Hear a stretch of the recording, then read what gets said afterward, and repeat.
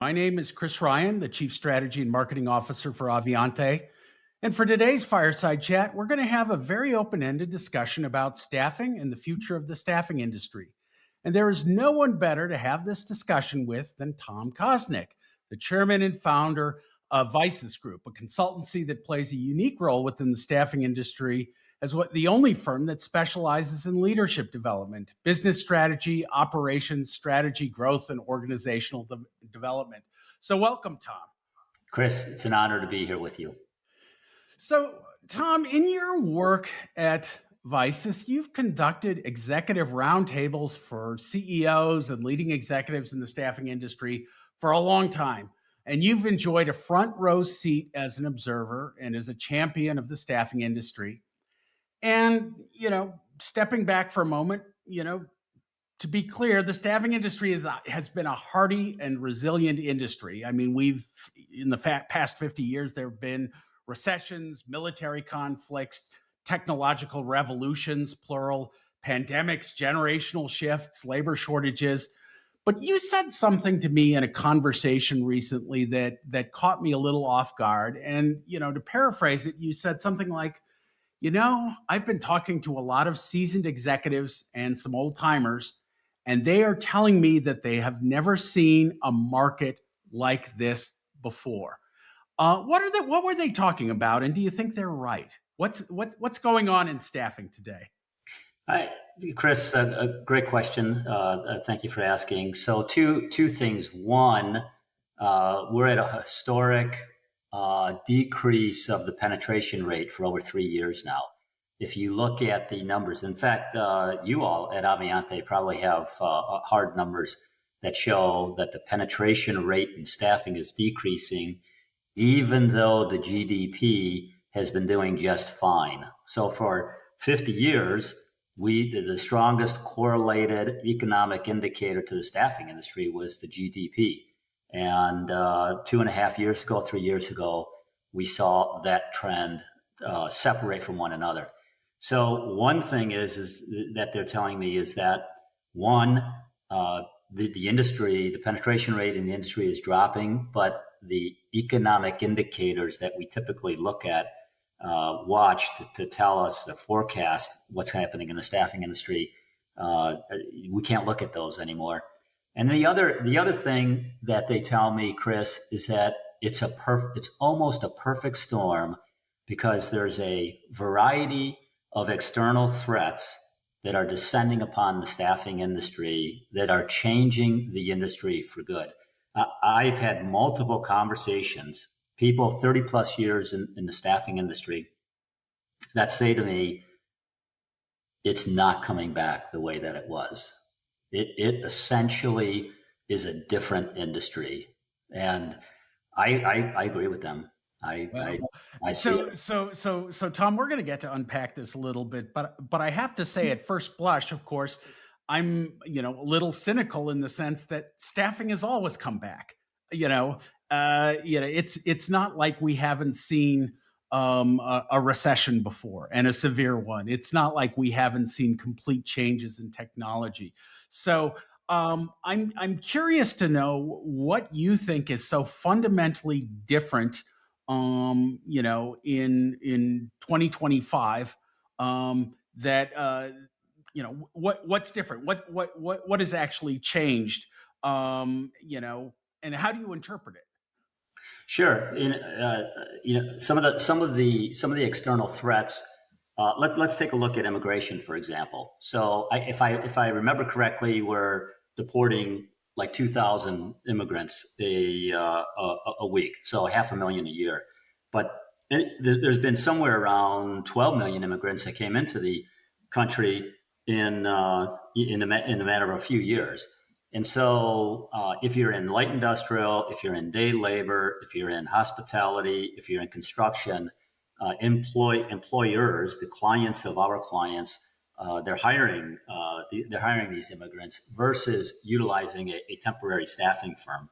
Will that change? Will that switch at some point? But it's not going to happen overnight. There's no way. We just don't have the manpower to reverse 10 or 12 million immigrants that came into the country. The other real challenge is the wage inflation, especially at the lower end of the job food chain. And so jobs that they used to fulfill at $12 an hour, now they have to pay 18 or $20 an hour to. At some point, the CFOs and the purchasing guys at our clients are figuring out, geez, I used to pay $1.89 an hour, but now we're paying $2.58 an hour, times X number of hours times X number of temps. Geez, we're spending X, we're giving the staffing company X amount of dollars. Those conversations are happening at these large clients. So the wage inflation has been a big issue in the staffing industry, and this is only the tip of the iceberg. But you've got the offshoring, we've been seeing offshoring, but there are hundreds of jobs that are being offshored and nearshored. I have multiple clients that are utilizing resources in the Philippines and in India, but now they're setting up centers in Colombia and setting up centers in Mexico. Well, again, the clients of the staffing industry, they're doing the exact same thing. And so those are just three really big things that are happening.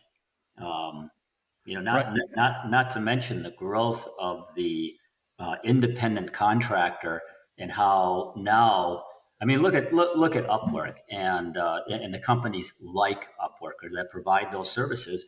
Those companies are thriving. They're growing, and so the staffing industry, the traditional staffing model, boy, it's just rapidly under fire. Yeah. So let's unpack that a little bit. The value proposition of staffing, there have always been a number of reasons why someone would choose to hire a staffing agency. You might do it for financial agility. You might do it because the staffing agency can manage, workers' comp or benefits differently or better with a high turnover workforce. You may be looking for various forms of wage arbitrage, but now what it sounds like you're saying is that those value propositions are changing, and the reason you would hire a temporary staffing agency to supply labor are changing, or they're different than they used to be. Is that your perception? Quote unquote, from a client of mine that's managing $600 million, reporting up into him, of IT staffing, said to me, Tom, if we have sales reps knocking on doors, looking for job orders, game over. We're not making any headway in that. I've got another client. Again, these guys are north of $1 billion in revenue. They're an EOR, also a staffing business in the professional staffing area. And the gentleman that's managing that business tells me that his EOR business is growing and the traditional staffing is shrinking. So the value proposition, Chris, we think about billable hours. We have thought transactionally from the beginning to the birth of the staffing industry. And we cannot think transactionally anymore. That is not the business. That's not the executive. That's not the mindset that's going to survive and thrive going forward. Will some of that business remain? Yes, but that's when I look at my clients where their businesses are growing, they are not transactional businesses. They're project-based, they're statement of work-based. They're having whole different kinds of conversations with their clients than the typical historical, staffing, the staffing sales rep knocking on doors and talking to hiring managers and things like that. So that's at the heart of the value. And look, you've been around for a long time. in the end, the value proposition has got to be a value to the buyer. It's got to be a value to the candidate. So if my value proposition is not aligned with what the buyer and what the candidates are wanting and seeking, I'm just going to go out. I'm just going to slowly disappear. Okay, so uh, at one level, I think of staffing. An employer picks up the phone, they call a staffing agency, they say, "I need bodies." The staffing agency says, "How many? What type? I'll find you good ones. Here they are." Presents them. They show up. They're reliable, and then the bill is paid. And you're saying that is no longer the case. That employers are looking for something else. What is it? What is the value add that they are looking for now, especially now that workers are more expensive, as you pointed out? What is it about an employer of record model or a PEO model or a recruitment process outsourcing model that might be better than traditional staffing? Or what is it that the employer really wants here? Yeah, think about two things. One, think about the human capital acquisition strategy of a client, of a staffing company. So what the clients are looking for are advisors and companies that can help them, and Chris, not just companies that can find bodies, not just companies that can do payroll, but somebody that can help them with their human capital acquisition strategy. The language is so key here. That's one thing that the buyers are looking for with staffing companies. The other thing is that, gosh, when you think about that, the buyers of users of staffing services, they have the same problem that the staffing businesses have. You've got healthcare expense. You've got the management of PTO and days off and all these different guidelines, these HR guidelines. And if you're in states like New York and New Jersey and Illinois and California, there's a lot of liability tied to that. So the clients are really looking for staffing firms that can help them manage through that liability, manage through those expenses. Do I want to? Do I want to be? I'm a project manager for whatever, an insurance company. Do I want to be a human resource expert? And no, I don't. I just want to be able to project manage and do my job and get to my deliverables to whoever I report into. And so those are the things that the clients that I'm hearing that the clients are really asking for, and the things that if you're forward thinking in the staffing industry, they certainly should be on your target. We haven't even, Chris, we haven't even mentioned the technology piece of it. And no, we haven't gotten to technology yet, and we will get there. But let me ask you a follow up on human capital and human capital management.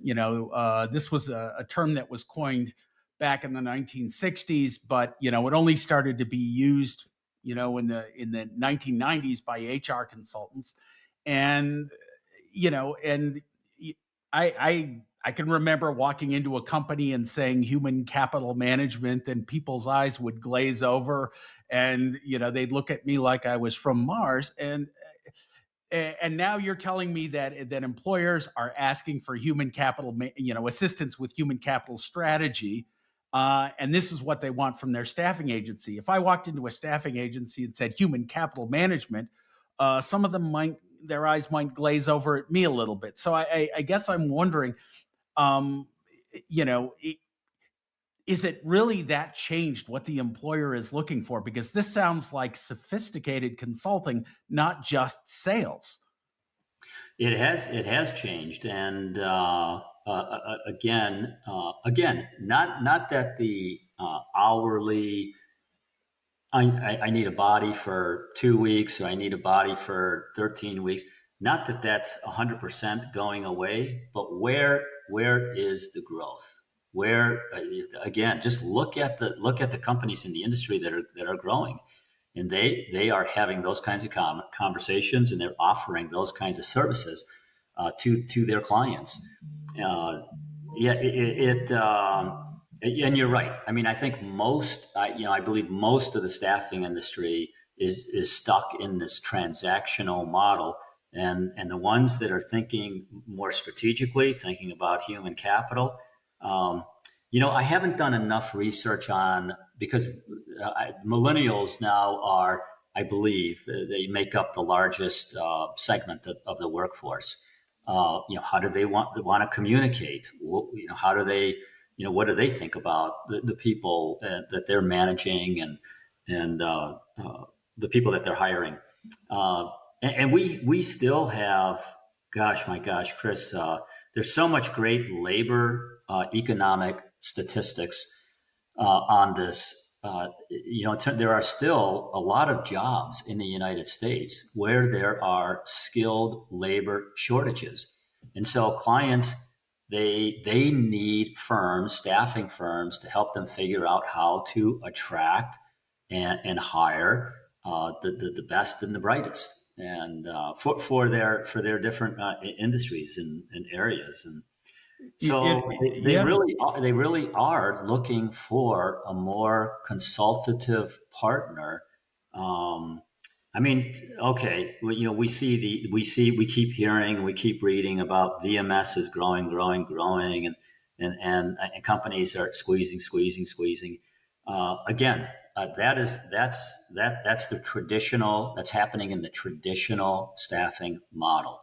So you have to flip the script. You got to get into a new. If you want to strive and survive, you got to get into a new business model in the industry. Yeah.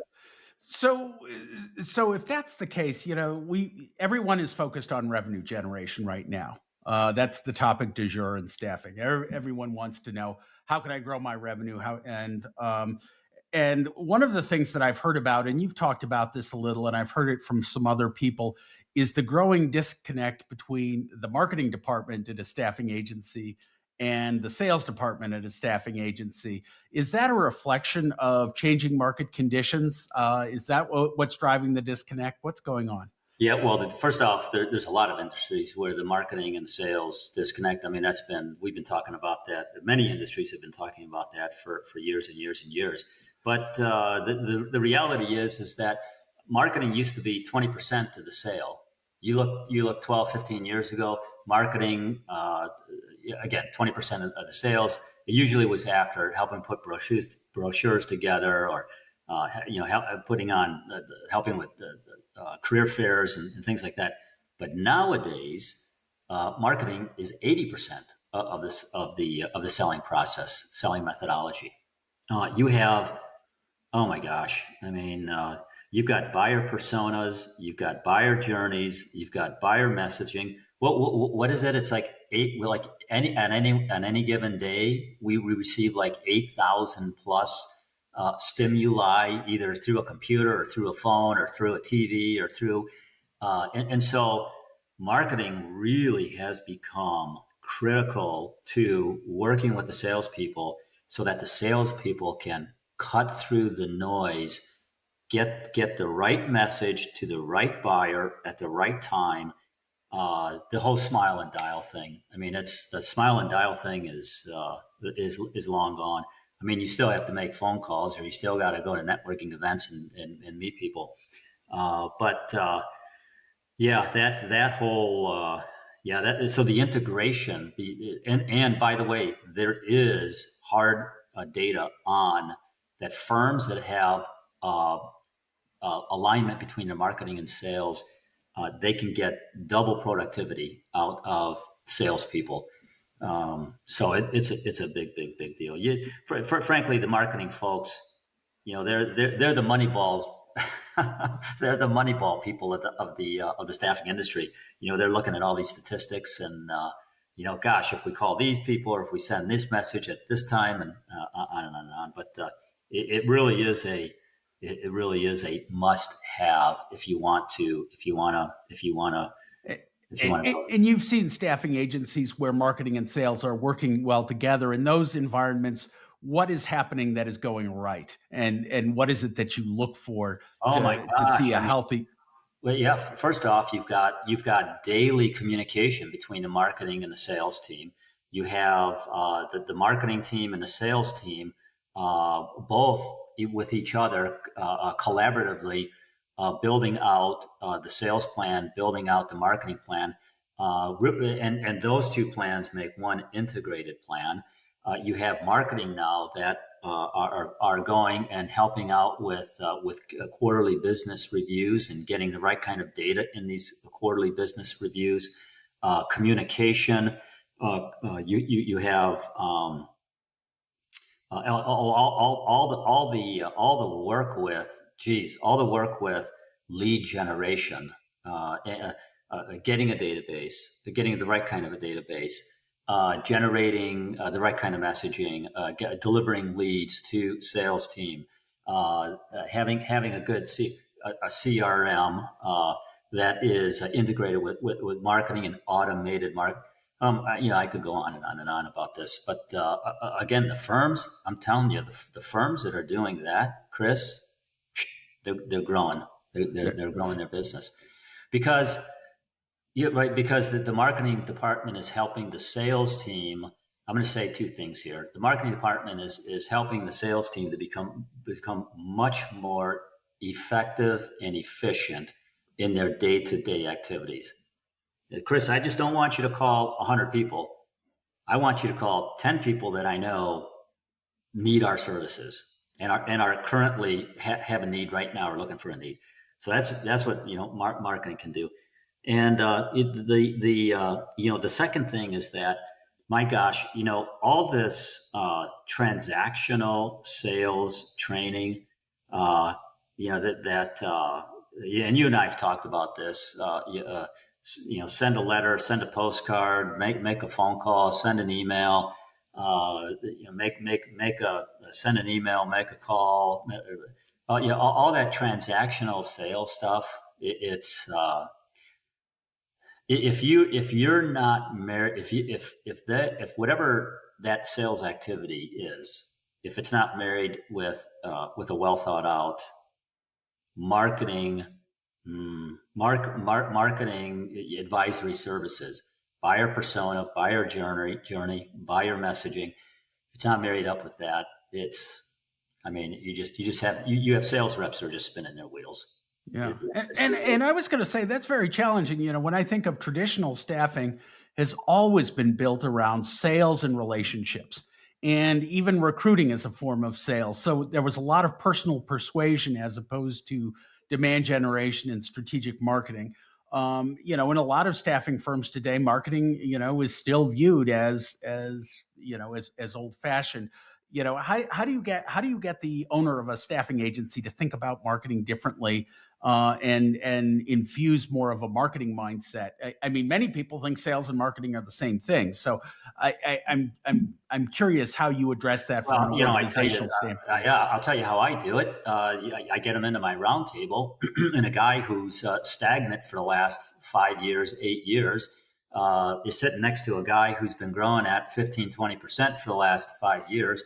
And then I ask the guy that's growing, hey, what do hey, tell me about your organizational structure and tell me about how does your marketing and sales work together? And I mean, I can talk till I'm blue in the lips. I mean, most people, it's just when you got somebody from the outside, but when they're sitting in a room next to somebody that speaks the language, back the language, that speak the language, that believe in the methodology, that executive sponsorship, that support it from the top down. That individual that's been stuck will go back home, and it might not be the next day, it might not be 2 weeks, but in the next couple of months, I'm going to get a call back from that individual. Yeah. No, and, hey, something's been bothering me about that last roundtable that I was at. So that's certainly one way that's actually the most effective way that I've been able to find that I've been able to help presidents, owners, and CEOs see how important the whole marketing sales integration is. Yeah. Yeah. Yeah. Yeah. So, so one thing that's bothering me a little bit is the challenge of, you know, if the world is becoming more consultative and revenue generation is going to be closely tied to solving client problems, does that mean that we ultimately need to retool our sales force or hire different people into Oh, sales going? absolutely. Yeah, I, absolutely. Yeah, yeah, yeah. I, I mean, is this a case where the traditional Glengarry, Glen Ross style of selling in staffing is it obsolete? Probably the flagship movie of the staffing industry, Glenn Ross. It's rapid. It is rapidly fading. Yes, the staffing companies are going to thrive and strive. They really are going to need to learn how to consultatively sell. And God, we could do a whole podcast on what exactly is consultative selling. But yeah, and then they'll need to train. And for years, and you've heard the same thing, Chris, for years and years and years, the IT, the engineering, and the accounting and finance firms that do both project work and staff, W-2 hourly staff augmentation work, they've tried to take the W-2 hourly guys and teach them how to do consultative selling, and it doesn't work. And here's why it doesn't work. Because the transactional guys that are out there selling billable hours and bodies, they cannot think conceptually. The guys that are consultative selling folks, they have the competency to think conceptually, and they can communicate with a client that also thinks conceptually. This is so critical in terms of building a sales team that's going to succeed in the future in the staffing industry. It's not the same animal. It's not the same person. So yes, retool in terms of the people that they're hiring, the training that they're sending them to, the cadence and how they sell, the performance metrics, all that. Yeah. All that's got to change. So let's switch gears a little and talk about one of my favorite topics, favorite topic at Avionté, which is technology, and the technology which is going to be required for staffing agencies, the staffing agency of the future to win. And from your point of view, given these shifts to a newer or different staffing models, and of course, there are subtle but important differences between, an employer of record, a staffing agency, PEO, talent platforms, and so on. But where is technology going to make the biggest difference going forward in execution?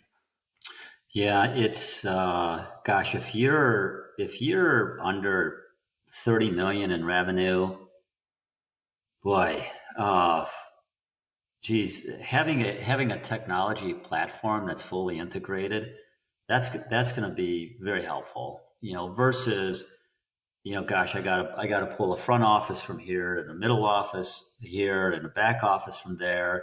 Having technology that's fully integrated. I'd say for the last, gosh, let me think now. I'd say for the last 25 years, we've been focused on front office, middleware, back office. Well, in the future now, the technology with AI and agentic AI, that's where the puck is going, right? So a staffing company needs to become. It'd be prudent for a staffing company to really understand AI and all the different changes that AI is affording a client of theirs, again, in the whole human capital management, the human capital attraction, the human capital acquisition, and then that staffing firm becoming advisor to their clients.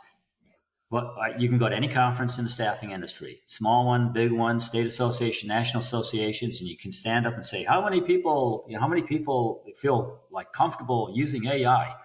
And less than 5% of the room are going to raise their hands. So there's a lot of staffing firms that are not using a lot of the current AI tools that are available out there.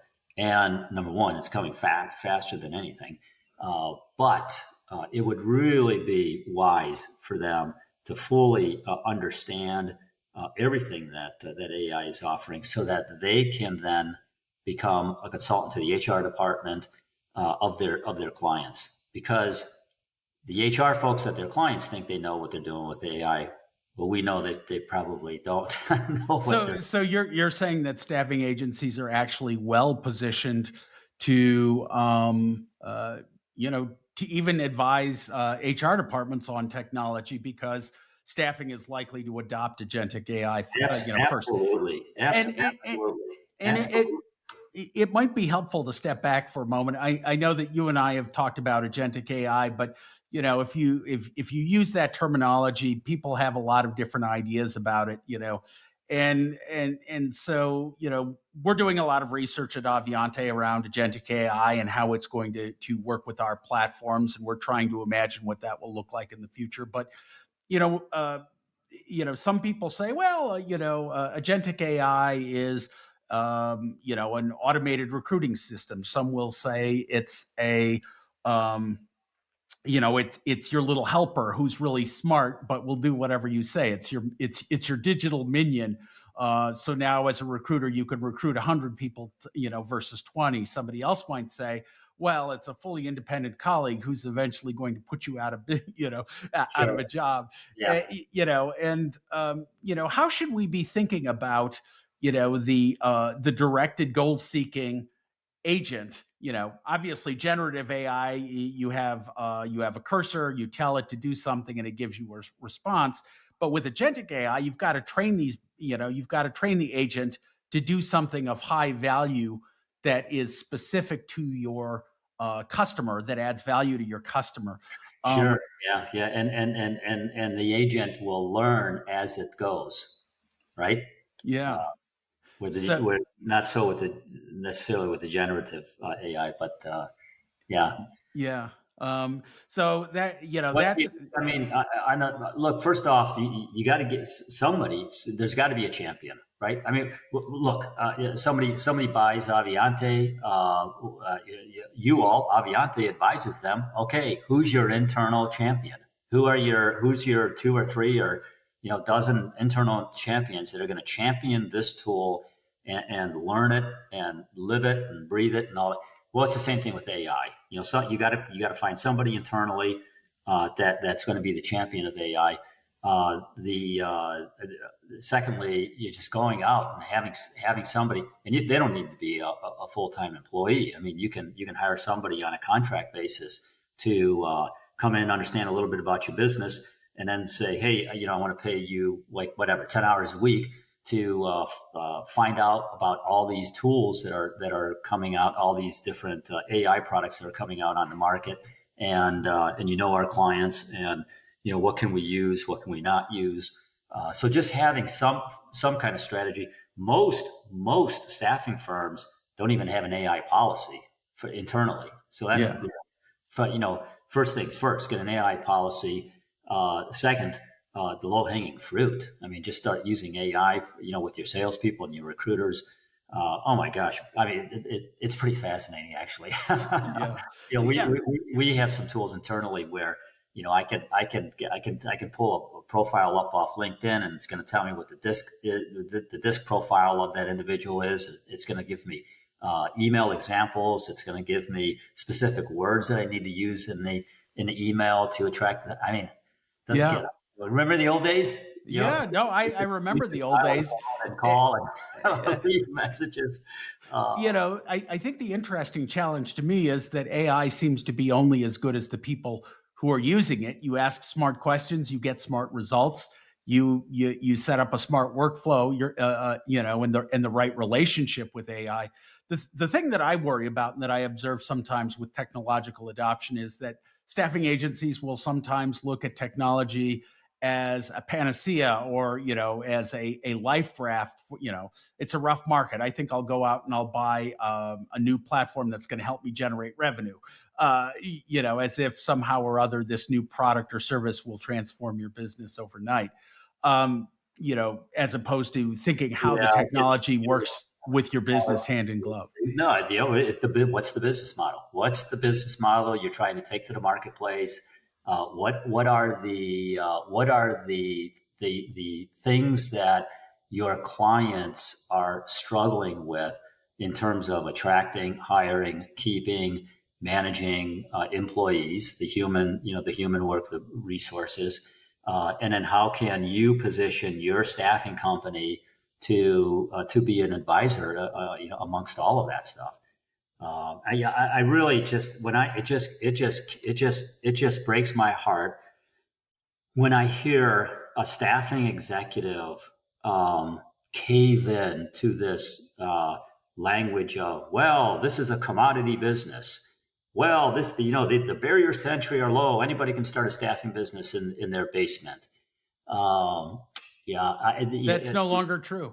Or if it was true, it's rapidly changing, I think. it is, and I would challenge any executive, anybody that's running a staffing business in today. You get that lexicon, just get rid of all that language. You should never be talking about that. Oh, the industry is a commodity and all that, because that's not where the puck is going. That's not what the clients want. That's not what their clients want. That's not what where their clients' needs are. And and it all starts, right? The fish stinks from the head down, right? Yeah. No, that makes sense. So agentic AI is likely to take over significant portions of the workflow in the ATS, even if it's recruiter managed and recruiter driven.